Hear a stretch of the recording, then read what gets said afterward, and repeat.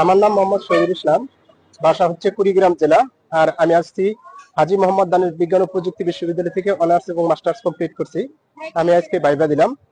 আমাকে প্রশ্ন করা হয়েছে রোধ কাকে বলে, তারপর হচ্ছে সেকেন্ড দোলক কি, তারপর হচ্ছে পরিবর্তনশীল রোধ কি, তারপর হচ্ছে আপনার আহ,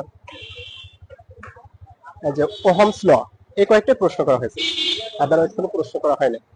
আমার নাম মোহাম্মদ আজিজুল হক, আমি নাটোর থেকে এসেছি। আজকে আমার ভাইবা ছিল অ্যাসিস্ট্যান্ট টিচার ফিজিক্স।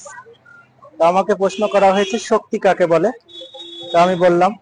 তারপর আমাকে প্রশ্ন করা হয়েছে ইয়ং এর গুণাঙ্ক কাকে বলে, সূত্রটি লেখো, লিখলাম।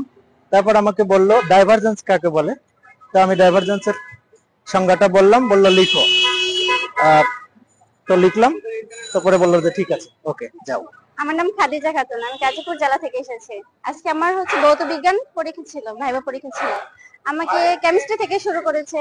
আমি যদিও আমার ব্যাকগ্রাউন্ড ফিজিক্স, আমাকে পারমাণবিক পাল্লা, বিভিন্ন মহাকর্ষীয় বল, অভিকর্ষীয় বল, তাছাড়া প্রোটন, নিউট্রন, ডিউটেরিয়াম, ট্রিটিয়াম এগুলো জিজ্ঞেস করছে।